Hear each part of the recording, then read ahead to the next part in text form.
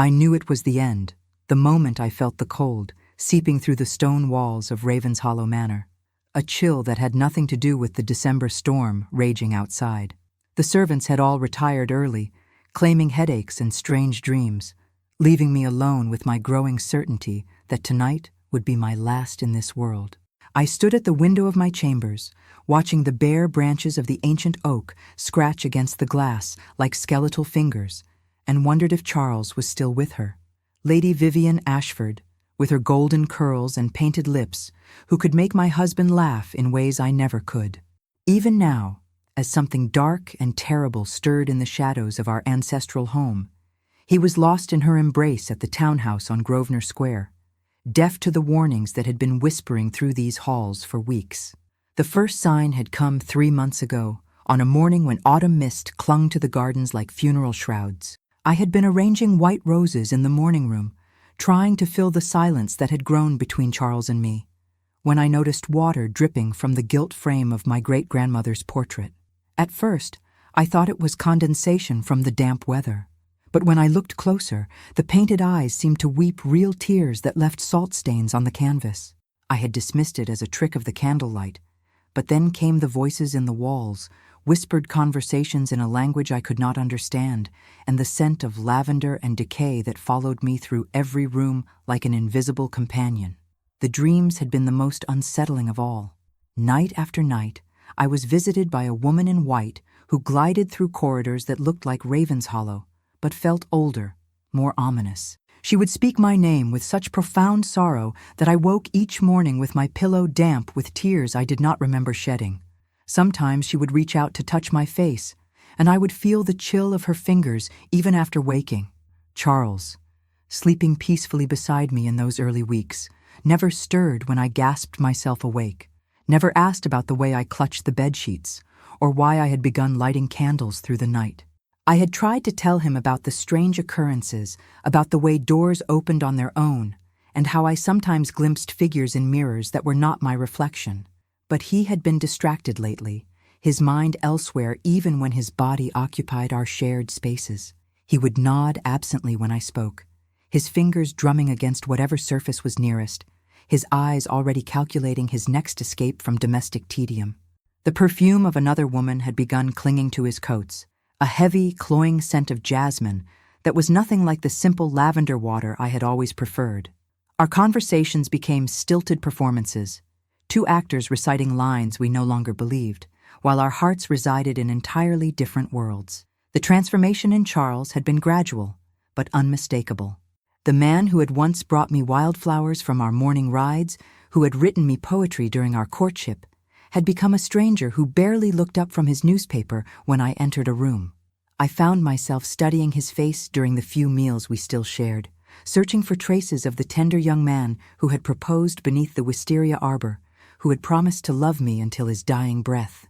But that Charles seemed to have been replaced by someone hollow, someone whose smiles never reached his eyes and whose touch, when it came at all, felt like an obligation rather than an expression of love. The wind howled against the manor, rattling the ancient window frames and sending drafts through gaps in the stone that no amount of tapestries could completely seal. I pulled my woolen shawl tighter around my shoulders and made my way through the dimly lit corridors to the library, my silk slippers making no sound on the Turkish runners. It was there, among the dusty volumes and family histories, that I had discovered the truth about Ravenshollow's curse. Hidden in my late mother-in-law's personal papers, tucked between recipes for rose cordial and household accounts, was a letter, yellowed with age and brittle at the edges, that spoke of a betrayed wife who had died in these very rooms 2 centuries ago. Lady Evangeline Ashworth, the first Duchess of Ravenshollow, whose husband had chosen his mistress over his dying wife, ignoring her desperate pleas for his presence in her final hours. The letter, written in her own trembling hand just days before her death, spoke of cold nights alone, of unanswered calls for comfort, of watching her beloved ride away to another woman's arms while fever consumed her weakening body. But more than that, it spoke of a love so profound that death itself could not extinguish it, a devotion that had curdled into something darker in the isolation of her tomb. The resemblance in names had not escaped me, and I found it impossible to believe it was mere coincidence. Vivian Ashford, Evangeline Ashworth. Even their beauty was similar. If the old portrait in the East Wing could be trusted, both possessed the kind of ethereal loveliness that made men forget their duties, their wives, their honor.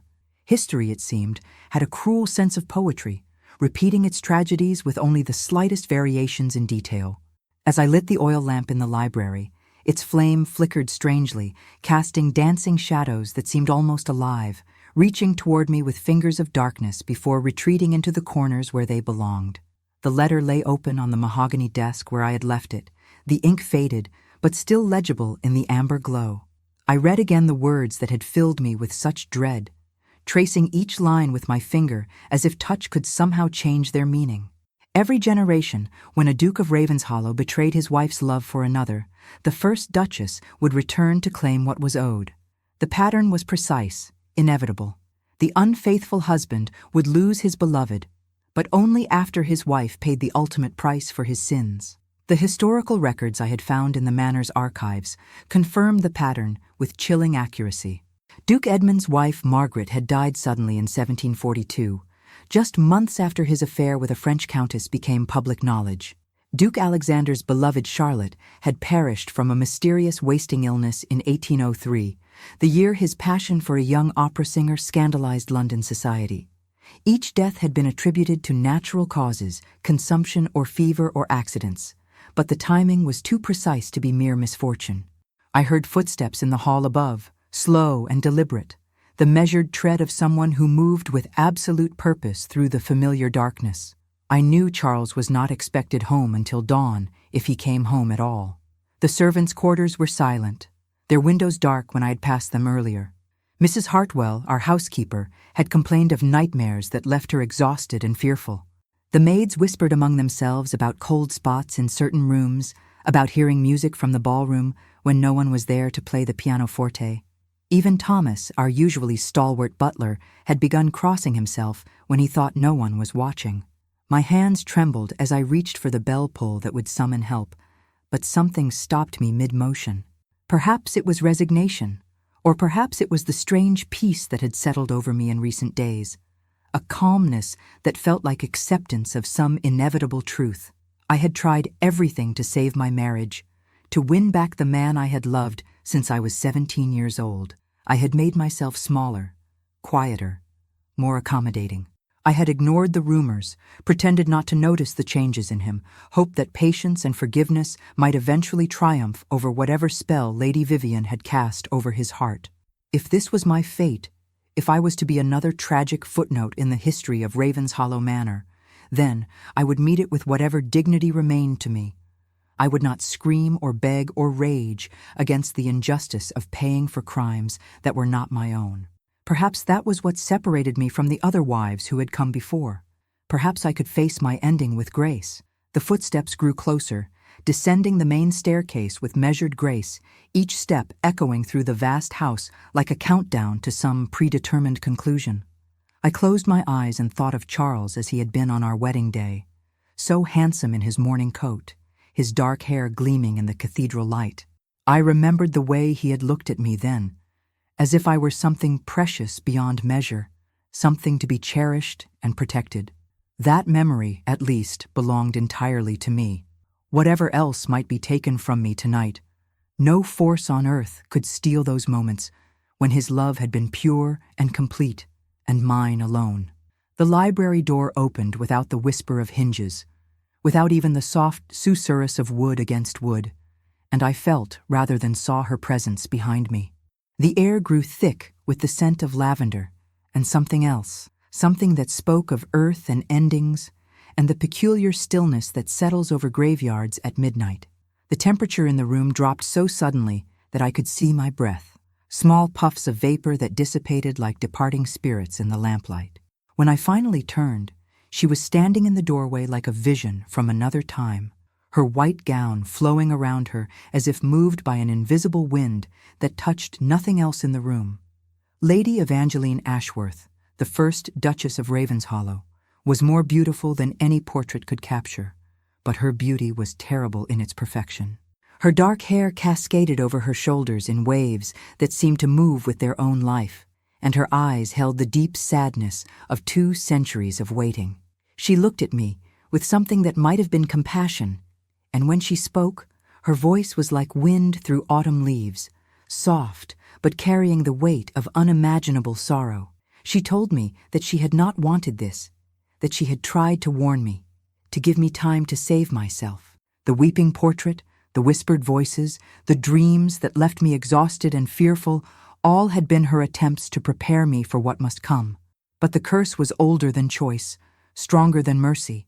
A betrayed wife's love, corrupted by death and time, demanded its due.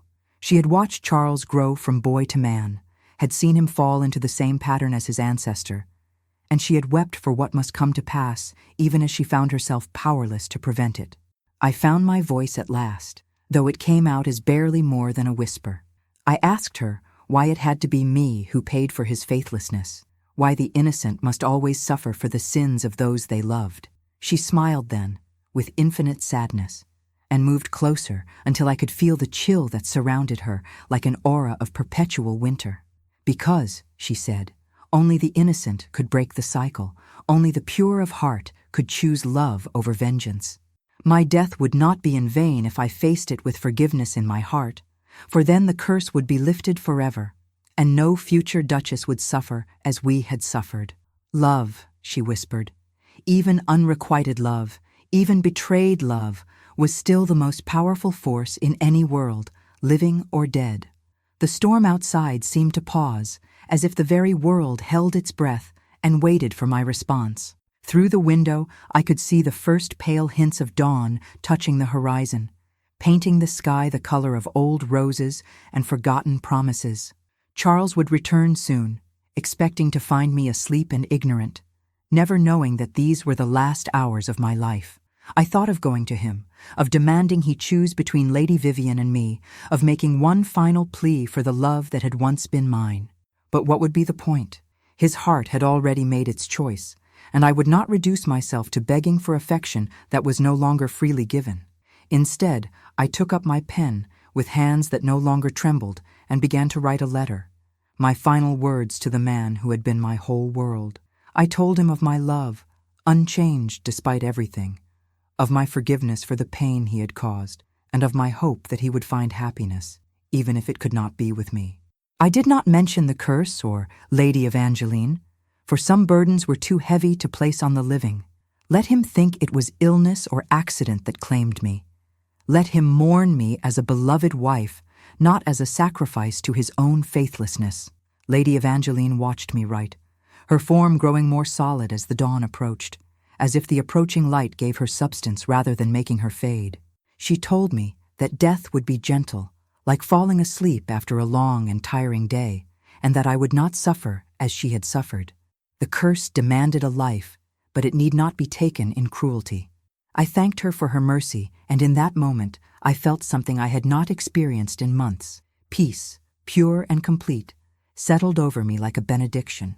As I sealed the letter and placed it where Charles would find it, I heard his carriage wheels on the gravel drive, the familiar sound that had once filled me with such joy and now felt like a funeral bell tolling my final moments.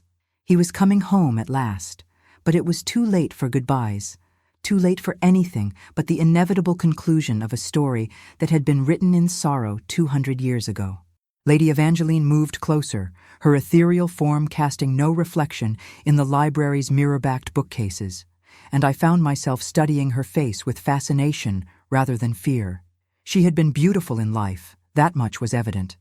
But death had refined her features into something otherworldly. Her skin held the translucent quality of finest porcelain, and her eyes seemed to contain depths that spoke of centuries spent in contemplation of love's cruelest betrayals. The sound of Charles's boots on the marble entrance hall echoed through the manor, followed by Thomas's muffled voice welcoming him home. I wondered if my husband would notice the chill that had settled over the house, or if his thoughts were still consumed with memories of jasmine perfume and stolen kisses. Even now, in what I knew would be our final hour together, I could not summon anger toward him. Perhaps that was my weakness, or perhaps it was my greatest strength. I rose from the desk, my legs unsteady but my resolve firm, and made my way toward the door. Lady Evangeline followed like a shadow, her white gown trailing behind her with a sound like silk brushing against tombstone marble. As we moved through the corridors, I noticed how the very air seemed to thicken around us, as if reality itself was bending to accommodate her presence. The paintings along the walls appeared more vivid, their subjects seeming to watch our procession with knowing eyes. Charles was in the entrance hall, removing his greatcoat with the careful movements of a man trying not to appear as though he had spent the night in another woman's bed. His dark hair was disheveled, and there was something different about his posture, a looseness that spoke of contentment I had not seen him display at home in months. When he looked up and saw me descending the staircase in my nightgown and shawl, surprise flickered across his handsome features, followed quickly by something that might have been guilt. "Eleanor," he said, his voice carrying that particular tone he used when he was preparing to offer explanations I had not asked for. "You're awake early. I didn't expect to find you wandering the halls at this hour." I paused on the stairs, my hand resting on the polished banister, and studied his face in the pale morning light streaming through the tall windows. He was still beautiful to me, even now. The strong line of his jaw, the way his eyes crinkled slightly at the corners when he smiled, the aristocratic nose that spoke of centuries of noble breeding. This was the man I had fallen in love with at 17, the man who had written me poetry and brought me wildflowers and promised me forever beneath the wisteria arbor. "I couldn't sleep," I said simply, which was true enough. The storm kept me awake, and I thought I heard strange sounds in the house. His expression shifted slightly, and I saw him glance toward the servants' stairs as if calculating whether anyone else might overhear our conversation. Strange sounds? What sort of strange sounds? I almost smiled at his concern. Even now, when he cared so little for my happiness, he still worried about my reputation, about what the servants might think or say. Footsteps in empty rooms, voices in the walls, nothing that would interest you, I'm sure. Lady Evangeline appeared at the bottom of the stairs, visible only to me, her form gaining substance as the dawn light grew stronger. She watched Charles with an expression of profound sadness, as if seeing in him the echo of her own faithless husband. When she looked at me, however, her eyes held something approaching admiration. Charles ran a hand through his hair, a gesture I had once found endearing but now recognized as a sign of his impatience. "Eleanor, you've been under a great deal of strain lately. Perhaps you should speak with Dr. Morrison. These episodes of yours." "Episodes?" The word escaped me before I could stop it, carrying more bitterness than I had intended. "Is that what you call my awareness of the supernatural forces that inhabit our home? Episodes?" He took a step toward me, his handsome face creasing with what he probably believed was husbandly concern. "Darling, you must understand how these fantasies sound to a rational mind. Ghosts and strange voices. Perhaps a change of scenery would benefit you. Lady Pemberton has invited you to visit her estate in Bath. The waters there are said to be quite restorative for delicate constitutions." The irony was not lost on me.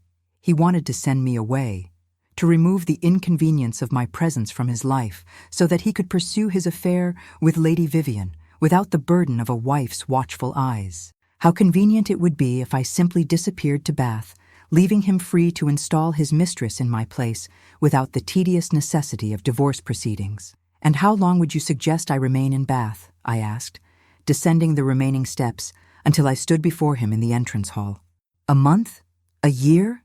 Until you no longer find my presence troublesome?" Something flickered in his eyes then, something that might have been shame or regret, but it was gone so quickly that I might have imagined it. "Eleanor, you're being dramatic. I simply think a change of air might help clear your mind of these fanciful notions." Lady Evangeline moved to stand beside me, and though Charles could not see her, I noticed him shiver slightly as if a cold draft had touched his skin. She placed her ethereal hand on my shoulder, and I felt strength flow through me, the courage of a woman who had nothing left to lose. "Tell me about her," I said quietly. "Tell me about Lady Vivian." The color drained from Charles's face so quickly that for a moment I thought he might faint. His mouth opened and closed soundlessly, like a fish gasping for air, and I saw his hands tremble before he clasped them behind his back to hide their betrayal. "I don't know what you mean," he said finally, but his voice lacked conviction. "She's beautiful, isn't she?" I continued, my tone conversational, despite the way my heart was breaking with each word. Golden hair, blue eyes, the kind of vivacious spirit that makes men forget their duties, their wives, their honor. I imagine she laughs at your jokes in a way I never could.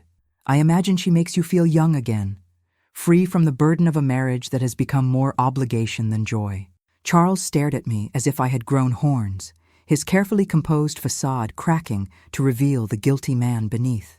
"Eleanor, how did you—" "It doesn't matter how I know," I interrupted gently. "What matters is that you love her. Do you love her, Charles?" He closed his eyes as if the question caused him physical pain, and when he opened them again, I saw tears gathered there like morning dew on glass.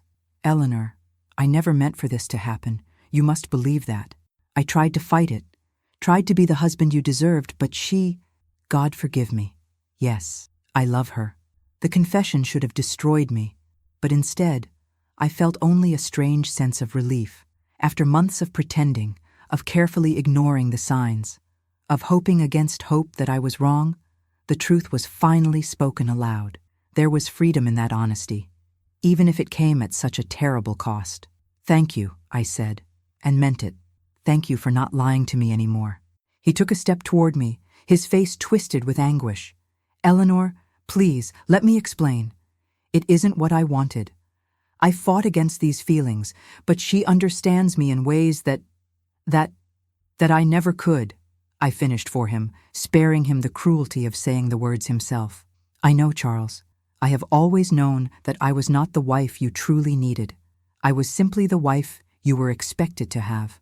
Lady Evangeline's presence beside me grew stronger, more solid, as if my acceptance of the truth was feeding her ability to manifest in this world. I could feel her approval radiating from her like warmth from a fire, and I understood that this conversation, painful as it was necessary for what was to come. "That's not true," Charles said desperately, reaching out as if to take my hands, then stopping when he saw me step back. You are, Eleanor, you are good and kind and everything a duchess should be. The fault is mine, not yours. If I were a better man, a stronger man, if you were a different man," I corrected softly, "then you would not be the Charles I fell in love with. Your passion, your intensity, your need for connection and understanding, these are not flaws to be overcome. They are simply who you are."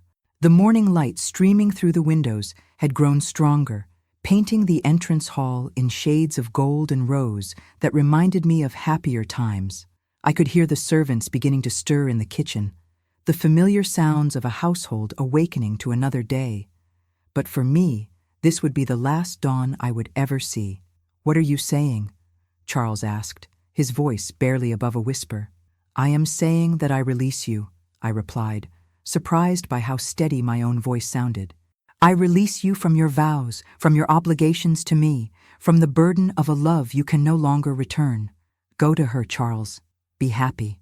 He stared at me in shock, and I saw him struggle to understand what I was offering him. "Eleanor, you can't mean— Divorce is impossible. The scandal would destroy both our families. Your father would never—" "My father is dead, Charles," I reminded him gently. "And soon, this will no longer be his concern or yours." Something in my tone must have alarmed him, because he stepped closer, his eyes searching my face with sudden intensity. "What do you mean? Eleanor, what are you saying?" Lady Evangeline moved to stand directly behind him, her ethereal form towering over his mortal flesh, and I saw her lips move in words I could not hear. Charles shivered again, more violently this time, and rubbed his arms as if trying to warm himself. "I am saying goodbye," I told him simply. "I am saying that I love you, that I have always loved you, and that I want you to be happy, even if that happiness cannot include me." The tears that had been gathering in his eyes finally spilled over, cutting tracks down his cheeks like silver scars. "Eleanor, please don't speak this way. We can find a solution. We can—" "There is no solution that does not require someone to sacrifice their heart," I interrupted. "And I would rather it be me than you or Lady Vivian. Love is too precious to be wasted, too beautiful to be destroyed by duty or convention." I reached up and touched his face, feeling the wetness of his tears against my palm, memorizing the texture of his skin one last time. He leaned into my touch like a man starving for comfort, and I saw in his eyes the boy I had fallen in love with all those years ago, lost and frightened, and desperately in need of forgiveness. "Remember me kindly," I whispered. "Remember the girl who loved you when you were young, before the world made us both into people we never meant to be." "Eleanor, what are you planning?" he asked, his voice cracking with fear. "Please, tell me you're not thinking of doing anything foolish." I smiled at him then, the first genuine smile I had felt in months, and I saw it break his heart, even as it freed mine. "I am thinking of doing the wisest thing I have ever done. I am choosing love over bitterness, forgiveness over revenge, peace over prolonged suffering." Lady Evangeline nodded approvingly behind him, her form beginning to fade as the curse prepared to claim its price. But before she disappeared entirely, she looked at me with eyes full of gratitude and spoke words that only I could hear. "Thank you," she whispered. "Thank you for breaking the chain of hatred that has bound us all." Charles was still pleading with me, still trying to find words that might change what was already written in the stars, when I felt the first wave of weakness wash over me. It began in my chest, a tightness that had nothing to do with emotion and everything to do with the supernatural forces that had been gathering around me all night. The curse was claiming its due, but gently, as Lady Evangeline had promised. I swayed on my feet, and Charles caught me, his strong arms wrapping around me with a tenderness I had not felt from him in months. "Eleanor, what's wrong?" Thomas, fetch Dr. Morrison immediately." But I knew no doctor could help me now, and I found I did not want one to try. This ending felt right, felt like the completion of something that had begun long before my birth. I looked up into Charles's frightened face and smiled again, wanting his last memory of me to be one of peace rather than pain. "Tell her," I whispered as darkness began to gather at the edges of my vision. "Tell Lady Vivian that she has won not just your heart, but your freedom. Tell her that your wife's final gift was to love you enough to let you go."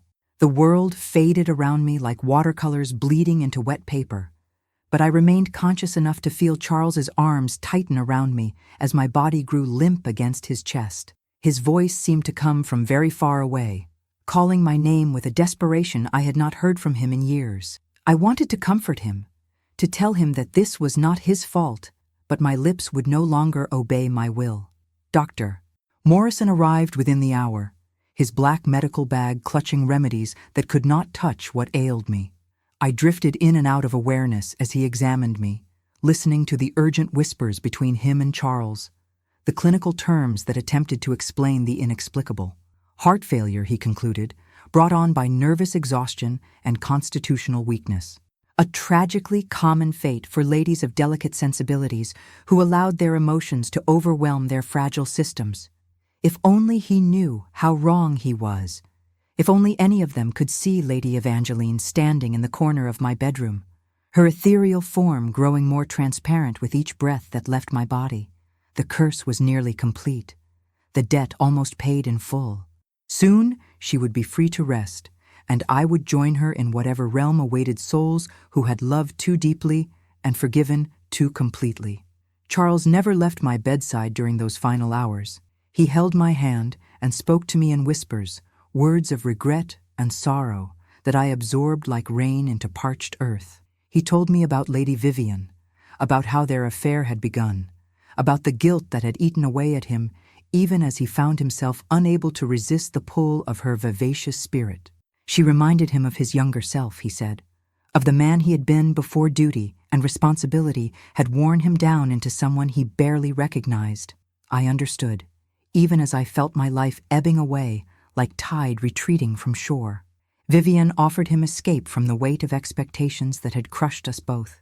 She represented freedom, passion, the possibility of happiness without the burden of ancestral obligations and social conventions. How could I hate her for giving him what I never could? How could I blame him for reaching toward the light when our marriage had become a chamber of shadows? As afternoon sunlight slanted through the bedroom windows, Charles told me about their plans. Vivienne, was with child, he confessed, his voice breaking with shame and wonder. They had hoped to find some solution that would allow him to acknowledge the child without destroying my reputation. But now everything had changed.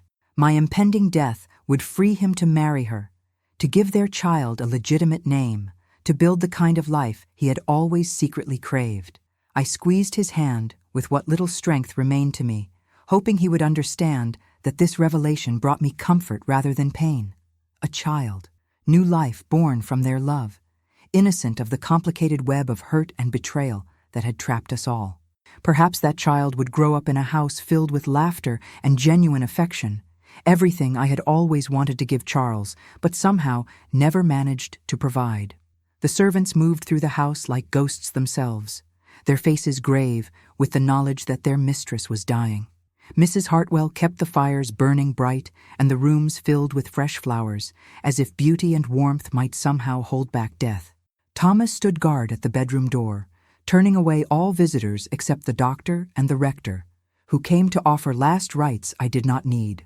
My soul had already found its peace. As evening shadows lengthened across the floor, I felt Lady Evangeline drawing near. She materialized beside my bed like mist taking human form, her face serene with the knowledge that her long vigil was almost over. She had waited 2 centuries for another woman to break the cycle of vengeance with an act of pure love, and I had not disappointed her. "It is almost finished," she whispered, her voice like wind through abandoned corridors. "You have chosen forgiveness over hatred, love over bitterness. The curse dies with you, and I am finally free to rest." Charles looked up sharply, his eyes scanning the room as if he had heard something. "Did you speak, my darling?" I managed a small smile, using the last of my energy to form words. "I said, I love you, always love you." He brought my hand to his lips, pressing kisses against my palm with desperate tenderness. "And I love you, Eleanor. God forgive me, I do love you. I never meant to hurt you. I never meant for any of this to happen." "I know," I breathed. "Not your fault. We were children, playing at marriage. Now you can be the man you truly are." Lady Evangeline nodded approvingly and began to fade, her task finally complete. But before she disappeared entirely, she touched my forehead with fingers that felt like cool spring rain. "Thank you," she said. "Thank you for teaching me that love can triumph over vengeance, that forgiveness is stronger than fury. Rest now, sister. Rest knowing that your sacrifice has freed us all." As darkness gathered at the edges of my vision, I heard Charles calling Doctor. Morrison backed to the room, heard the urgent footsteps on the stairs, the hushed conferences in the hallway. But I was beyond their help now, drifting toward whatever lay beyond the veil of mortal existence. My last coherent thought was a prayer of gratitude that I had been allowed to love, even if that love had not been perfectly returned. Love itself was the victory, not its reciprocation. I felt my spirit separate from my failing body like silk being drawn from a cocoon, weightless and free for the first time in months. From somewhere above the scene, I watched Charles cradle my lifeless form, his tears falling like summer rain onto my still face. Dr. Morrison confirmed what everyone already knew, pulling the sheet up over my head with professional gentleness, while Charles sobbed like a broken child. The news of my death spread through London society with the speed of flame through dry grass. The young Duchess of Ravenshollow, dead at 25 from a sudden heart ailment. Such a tragedy, the dowagers whispered over their tea, such a waste of beauty and breeding. The Duke was beside himself with grief, they noted, and perhaps now he would settle down properly instead of running about town like a callow youth. Charles threw himself into mourning with the intensity of a man trying to drown his guilt in public displays of sorrow. He commissioned the finest marble monument for my grave, engaged the most fashionable milliner to design mourning clothes that would announce his loss to all of London, and spoke of never marrying again. But I watched from my ethereal vantage point and saw the truth beneath his theatrical grief. Relief warred with genuine sorrow in his heart. Freedom wrestled with regret, and love battled with the desire for redemption. Lady Vivian, heavy with child and hidden away in a discreet townhouse in Bloomsbury, wept when she received word of my death. Her tears were real, I realized with surprise. She had never wanted to be the cause of another woman's destruction, had genuinely hoped that some solution might be found that would preserve everyone's happiness. She was not the scheming seductress I had imagined, but simply a young woman who had fallen in love with the wrong man at the wrong time. In another world, under different circumstances, we might even have been friends. The funeral was everything Charles's grief and social position demanded. Westminster Cathedral filled with flowers and mourners, eulogies that painted me as a paragon of wifely virtue, hymns that soared toward heaven on wings of collective sorrow. I watched it all with detached interest, noting how my death had transformed me from a disappointed wife into a tragic saint, how my story was already being rewritten to serve the narrative needs of those who survived me. But it was the private moments that truly mattered. Charles alone in our bedroom, clutching the letter I had written him and reading it over and over until the paper grew soft from his tears. Thomas finding excuses to polish the silver in rooms where I had spent happy hours. Mrs. Hartwell keeping fresh flowers in the morning room because she claimed the space felt empty without them. Even Dr. Morrison, usually so clinical and distant, stood longer than necessary beside my grave after the funeral, shaking his head at the mystery of a healthy young woman suddenly struck down by her own heart. 3 months after my death, Charles married Lady Vivian in a quiet ceremony attended only by immediate family. She was showing her condition by then, but clever drapery and the lingering social sympathy for Charles's recent loss masked the obvious reason for their hasty union. Their son was born 7 months later, a beautiful boy with Charles's dark hair and Vivienne's bright spirit. They named him Edmund after the first Duke of Ravenshollow, unknowingly honoring the very ancestor whose faithlessness had begun the curse that claimed my life. I watched their happiness with something approaching joy. Charles was transformed by fatherhood and true love, becoming the warm, attentive man I had always known he could be. Vivian bloomed in the role of wife and mother, her natural vivacity filling Ravenshollow Manor with laughter and light in ways my quiet presence never had. They hosted dinner parties where conversation sparkled, held intimate gatherings where music and poetry flourished, created the kind of home I had always dreamed of but never managed to achieve. Sometimes Charles would stand before my portrait in the gallery, little Edmund balanced on his hip, and speak to my painted image as if I could hear him. He would tell me about his son's first smile, his first word, his first steps, sharing the moments of joy he imagined I would want to know about. He spoke of his gratitude for my final gift, for the forgiveness that had allowed him to build a new life without the crushing weight of guilt. He promised to tell Edmund about his father's first wife, about the gentle Duchess who had loved them enough to set them free. The supernatural activity that had plagued Ravenshollow for months ceased entirely after my death. No more weeping portraits, no more mysterious voices, no more cold drafts in certain rooms. Lady Evangeline had finally found her rest, and the curse that had claimed so many innocent wives was broken forever. The manor settled into a peaceful rhythm, its dark history finally laid to rest along with my bones in the family cemetery. Years passed, like pages turning in a beloved book, each season bringing new chapters to the story I could no longer participate in but could still observe. Edmund grew into a bright, curious boy who loved stories and showed early promise as a poet. Charles aged gracefully, his hair silvering at the temples but his step remaining light with contentment. Vivienne bore 2 more children, daughters who inherited her golden beauty and sunny disposition. On the 5th anniversary of my death, Charles brought his family to visit my grave. Edmund, now old enough to understand death in the abstract way of children, placed a bouquet of white roses on my headstone and asked his father why his first mama had to die so young. Charles knelt beside his son and spoke words that carried across the veil between worlds to reach my listening spirit. "She died because she loved us," he said simply. "Sometimes love means letting go of what we want most so that others can be happy. Your first mama loved me enough to free me to find the life I was meant to live, to find your second mama and have you. Her love was so pure, so strong, that it changed everything, even death itself." Edmund nodded with the solemn gravity of youth, then asked if his first mama could see them now, if she knew how much they missed her. Charles's voice caught slightly as he replied, "I believe she can, son. I believe she watches over us still, and I believe she's happy to see how much joy we've found." He was right. I was happy, in ways I had never imagined possible during my earthly existence. My sacrifice had accomplished something greater than my living presence ever could. I had broken a cycle of supernatural vengeance, freed the man I loved to find genuine happiness, and ensured that future generations of Ravenshollow wives would never suffer as Lady Evangeline and I had suffered. The love I felt in that ethereal state was different from the desperate, clinging affection I had known in life. It was pure, unconditional, free from the need for reciprocation or the fear of loss. I loved Charles without possessing him, cherished his happiness without requiring credit for it, watched his family grow with nothing but joy in my spectral heart. As the years continued to unfold, I began to understand the true nature of the choice I had made. I had not simply died for love, I had transformed love itself, purifying it from all selfish elements until only its essential goodness remained.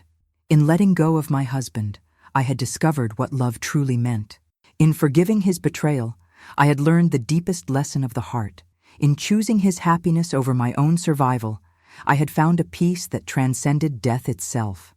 And in the growing twilight of that anniversary evening, as Charles and his family walked hand in hand back toward the manor, I felt a familiar presence beside me.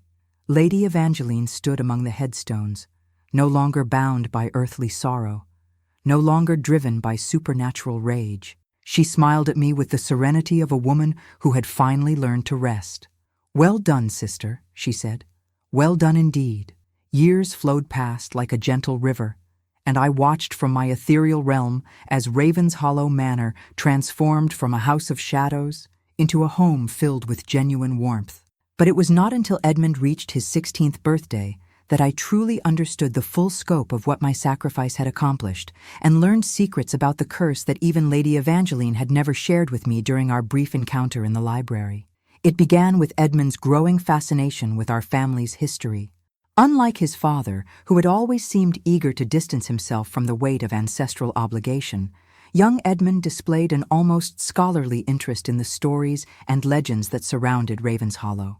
He spent hours in the library, reading the same books and documents I had once studied, piecing together the tragic pattern that had claimed so many duchesses over the centuries. Charles had never told him the true circumstances of my death, preferring the comfortable fiction that I had succumbed to a weak heart and delicate constitution.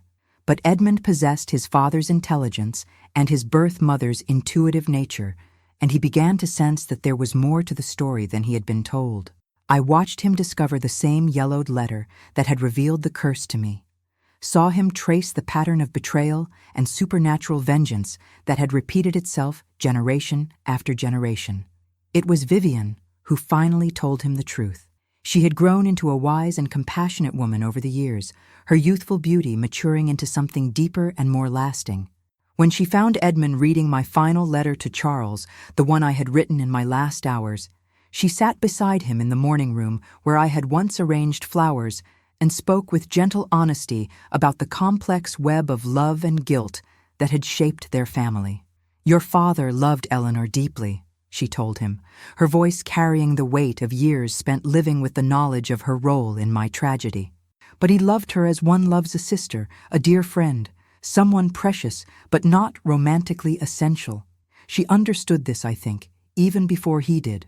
Her final act was not one of despair, Edmund, but of incredible courage and wisdom."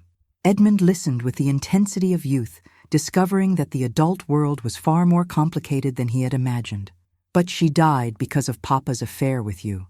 How can that be anything but tragic?" Vivian was quiet for a long moment, her fingers tracing patterns on the silk upholstery of her chair. "It was tragic, my dear boy. Profoundly tragic. But it was also necessary. Your father was slowly dying inside from trying to be someone he wasn't. And Eleanor was withering away from trying to love someone who could never return her feelings with the passion she deserved.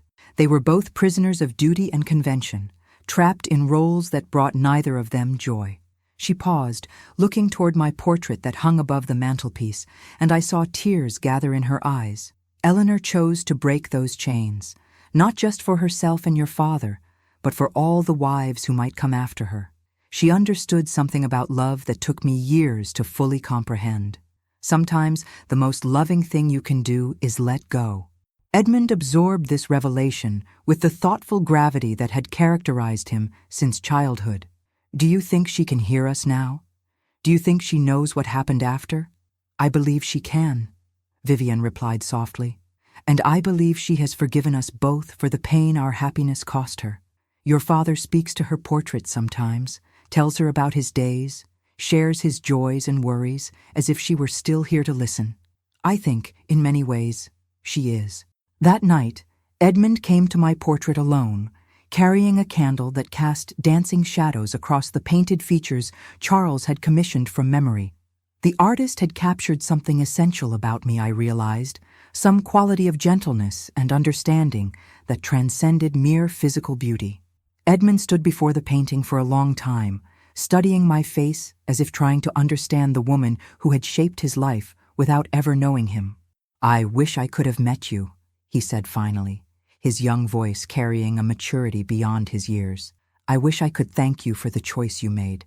Papa is so happy, and Mama loves us all so fiercely.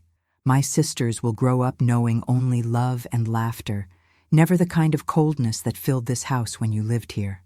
I felt a stirring in my ethereal form, a pulling sensation that I had not experienced since the night of my death. For just a moment I became visible to mortal eyes, my spirit manifesting in the morning room like moonlight given form. Edmund gasped but did not retreat, his eyes wide with wonder rather than fear. You're beautiful, he whispered, more beautiful than any portrait could show. I smiled at him. This boy who shared Charles's eyes and Vivian's warm spirit, who carried within him the possibility of a future free from the supernatural darkness that had haunted Ravenshollow for so long. You have your father's intelligence and your mother's heart, I told him, my voice carrying across the veil between worlds. Use both wisely, and you will build something wonderful with your life. Will I see you again? He asked, reaching out as if to touch my ghostly hand. When you need guidance, I will be here, I promised. When you face difficult choices about love and duty, remember the lesson my story teaches. Remember that true love sometimes means sacrifice, but it should never demand the destruction of others' happiness. My form began to fade as the candle flame flickered low. But before I disappeared entirely, I felt compelled to share one final secret. Edmund, there is something you must know about the curse that claimed me. It was not simply a matter of supernatural vengeance. It was a test, a spiritual trial designed to break the cycle of loveless marriages that had plagued our bloodline for centuries. His eyes widened with understanding. You mean it was meant to happen? Your death was necessary? Not my death specifically, I clarified, but the sacrifice of someone pure enough to choose love over bitterness, forgiveness over revenge. Lady Evangeline waited 200 years for a duchess brave enough to break the pattern. I was given the privilege of being that woman. As I spoke these words, I felt Lady Evangeline's presence nearby, though she remained invisible to mortal eyes. She had been waiting to reveal this final truth, to help me understand the cosmic significance of the choice I had made that terrible December night. The curse was never about punishment, she whispered to me across the spiritual realm. It was about redemption. About finding a love strong enough to heal centuries of pain, wise enough to choose sacrifice over selfishness. You accomplished what I could not in life or death until your example showed me the way. The revelation transformed my understanding of everything that had happened. My death had not been a tragic waste, but a necessary catalyst, the key that unlocked generations of trapped souls and freed them to find genuine happiness.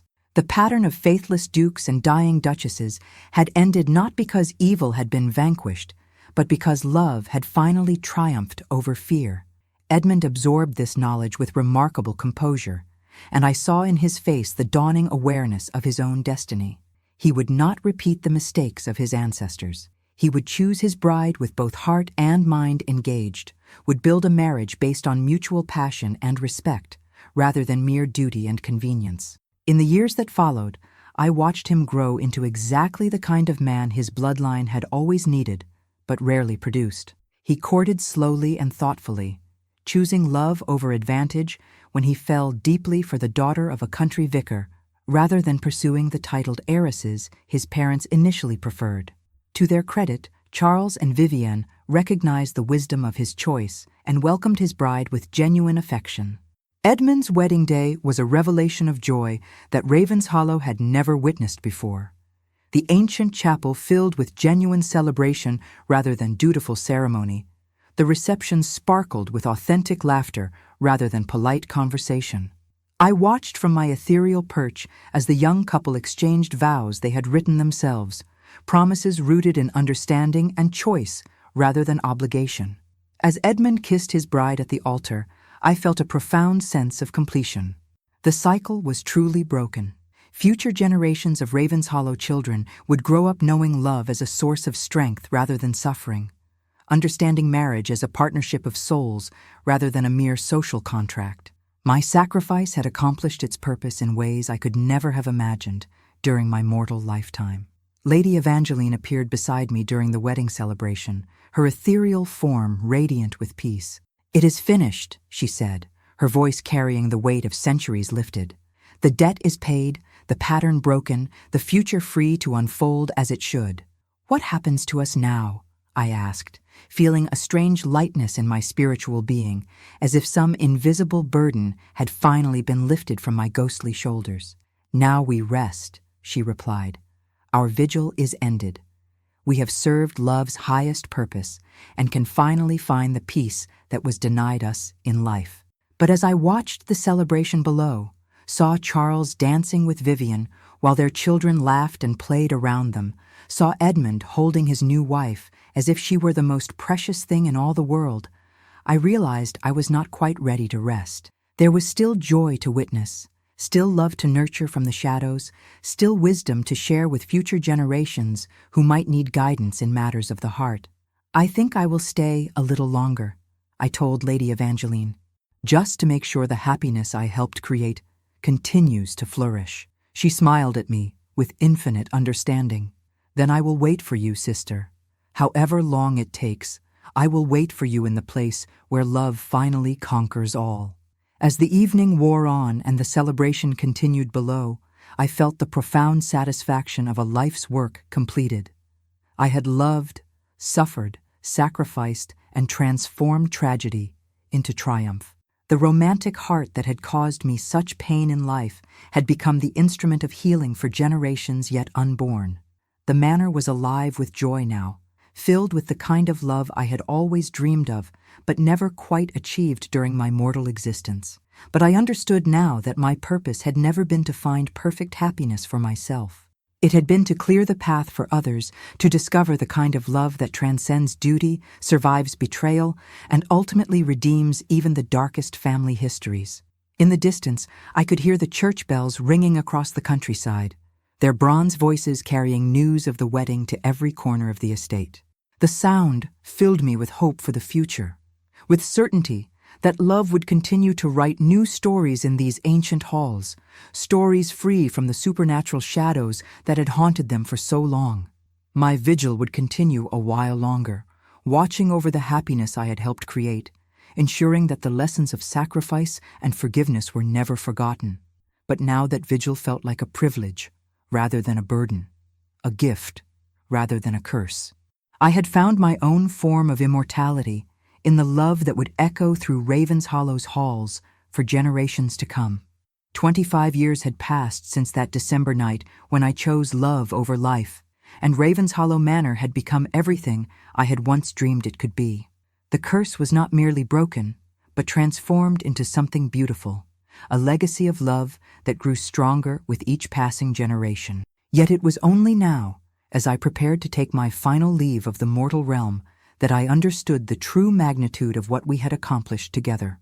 Edmund had grown into a distinguished man of 41, his marriage to sweet Catherine having produced 4 children who filled the manor with the kind of innocent joy I had always longed to witness within these ancient walls. His eldest son, Charles Edward, bore his grandfather's name, but none of his conflicted nature.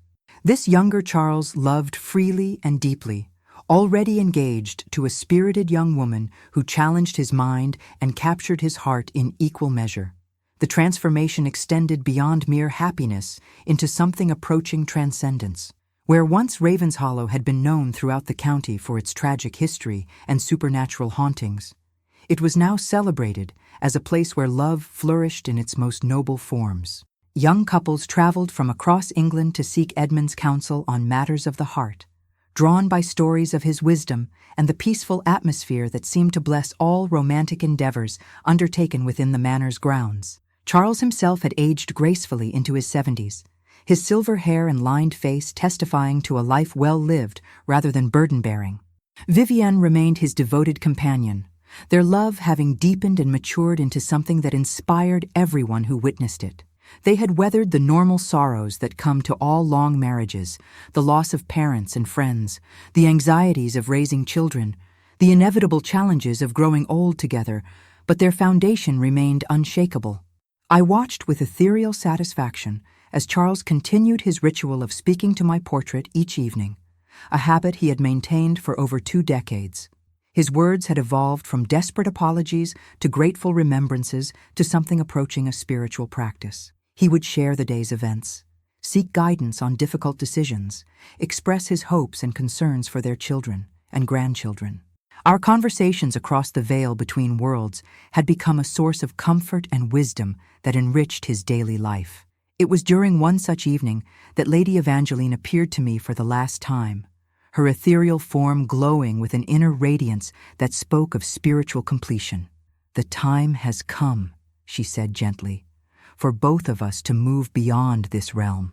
Our work here is finished, and other adventures await us in the worlds beyond mortal comprehension." I felt the truth of her words resonate through my ghostly being, but still I hesitated. How can I leave when there is still so much love to witness, so much joy yet to unfold? "Because," she replied with infinite tenderness, "the love we helped nurture is now strong enough to flourish without our guardian presence. We have taught them the most important lesson souls can learn, that true love requires sacrifice, but that sacrifice, freely given, becomes the foundation for happiness beyond measure." As if summoned by our conversation, Charles appeared in the morning room, where my portrait hung. But tonight, he was not alone. Edmund accompanied him, along with Catherine and their children, even young Charles Edward with his fiancée. 3 generations of the Ravenshollow family gathered before my painted image, their faces glowing with candlelight and something more precious than mere illumination. "We wanted to thank you," Charles said, his voice carrying the weight of years spent in gratitude. "All of us, for the gift you gave us, for the love you made possible, for the happiness we have been privileged to share." Edmund stepped forward, his own voice strong with emotion. "You taught us that love is not possession, but liberation, not duty but choice, not obligation but gift freely offered. Everything beautiful in our family began with your sacrifice." I felt myself becoming visible to them, my spiritual form materializing in the warm candlelight as it had that night with Edmund so many years before. But this time, the manifestation felt different, more complete. As if I was being allowed one final moment of full presence in the world I was preparing to leave forever. Catherine spoke next, her gentle voice carrying the wisdom of a woman who had learned to love without fear. "I never knew you in life, Your Grace, but I have felt your blessing on our marriage every day. You showed us all what it means to love someone enough to want their happiness above your own." The youngest children pressed closer, their eyes wide with wonder but not fear. They had grown up with stories of their father's first mama, the kind duchess who watched over their family from beyond the veil. To them, I was not a ghost, but a guardian angel, a source of protection and guidance that made their world feel safe and blessed. "Will you be happy where you're going?" asked little Margaret, Edmund's youngest daughter, her voice carrying the innocent directness that only children possess. I knelt before her, my ethereal form solid enough to touch her face with ghostly fingers that felt warm rather than cold. "I will be more than happy, sweet child. I will be at peace, knowing that the love I helped create will continue to grow and flourish for generations to come." Charles Edward's fiancée, a remarkable young woman named Isabella, who reminded me strongly of my younger self, but with more confidence and fire, stepped forward with tears in her eyes. "Thank you," she whispered, "for showing us that love is worth any sacrifice, but that true love never demands the destruction of others." As I looked around at these faces, illuminated by candlelight and love, I felt the profound completion that comes when a life's work has been not just finished, but perfected. The family that stood before me was living proof that sacrifice made with pure intentions can transform tragedy into triumph, that love freely given multiplies rather than diminishes, that forgiveness has the power to heal wounds that span centuries. Lady Evangeline appeared beside me, visible now to all present, her own form radiant with the peace she had finally found. The family gasped but did not retreat, sensing instinctively that they were in the presence of benevolent spirits rather than malevolent hauntings. "We came to bring curses," Evangeline said, her voice carrying clearly to mortal ears, "but we learned to give blessings instead. We came seeking vengeance, but discovered redemption. We came bearing death, but created life beyond measure." Charles stepped forward, his aged face wet with tears that sparkled in the candlelight. "Eleanor, can you ever forgive me? Can you find peace knowing what my weakness cost you?" I rose and moved to stand before him, taking his weathered hands in my ghostly ones and feeling, for this final moment, the solid warmth of mortal flesh. "My dearest Charles, there is nothing to forgive. You gave me the greatest gift any soul can receive, the opportunity to love so completely that it transforms not just the beloved, but the lover herself. Your weakness, as you call it, was simply your humanity. Your strength was in allowing that humanity to guide you toward the happiness we both deserved." The air in the room began to shimmer with golden light that seemed to emanate from some source beyond the physical realm. Lady Evangeline and I exchanged glances of perfect understanding. The time for our departure had arrived, and we were both ready to embrace whatever lay beyond the veil of mortal existence. "Remember us kindly," I said to the assembled family, my voice already beginning to fade as my form grew more translucent. "Remember that love is the only force powerful enough to heal any wound, overcome any obstacle, transform any sorrow into joy. Live boldly, love fearlessly, and trust that happiness is not only possible, but inevitable for hearts brave enough to choose it over fear." Edmund raised his hand in farewell, his children clustered around him like flowers seeking sunlight. "We will remember," he promised. "We will teach our children and our children's children the lesson you have given us. Love will be our family's legacy because you showed us the way." As the golden light grew brighter, I felt myself lifted beyond the confines of the manor, beyond the boundaries of the mortal realm, into a space where love existed in its purest form, unencumbered by the limitations of flesh and time. Lady Evangeline floated beside me, her face radiant with joy as we ascended together toward whatever adventures awaited souls who had learned love's deepest lessons. Below us, Ravenshollow Manor glowed like a beacon in the English countryside, its windows bright with lamplight and love, its halls echoing with the laughter of children who would never know the kind of spiritual darkness that had once haunted its stones. The curse was not just broken, but transformed into its opposite, a blessing that would ensure love's triumph for generations yet unborn. In my final moments of awareness before crossing into the realm beyond mortal comprehension, I felt Charles one last time, his love reaching across the dimensions to embrace my departing spirit. It was not the desperate, guilty love he had carried for 25 years, but something purified and perfected, gratitude and affection so pure that it required no reciprocation, no validation, no earthly expression. "Thank you," he whispered across the veil, his words carrying clearly to my ethereal ears. "Thank you for teaching me what love truly means. Thank you for setting me free to find happiness while showing me the price of that freedom. Thank you for proving that some souls are strong enough to choose love over life itself." And then I was beyond all earthly concerns, beyond the need for gratitude or forgiveness, beyond the realm where love required sacrifice because it had become sacrifice itself, the willing offering of self for the happiness of others.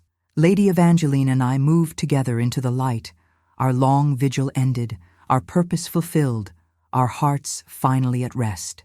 Behind us, Ravenshollow Manor settled into its new destiny as a place where love stories began rather than ended, where couples came to be blessed rather than cursed, where the ghost of tragedy had been replaced by the living presence of joy.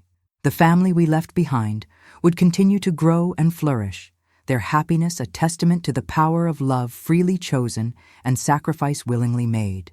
In the end, I had found the only immortality that truly matters, the kind that lives not in the preservation of one's own existence, but in the happiness of those we love enough to release, the joy we create by choosing others' welfare over our own comfort, the love we leave behind as our most precious and enduring legacy.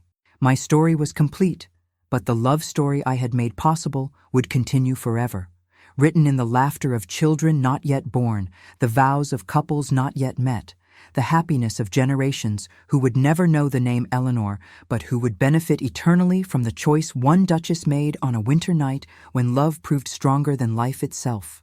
And in that final understanding, I found the peace that had eluded me in life, but was now mine for eternity, the knowledge that love, truly given, never dies but transforms everything it touches into something more beautiful than could ever have existed without its sacred intervention.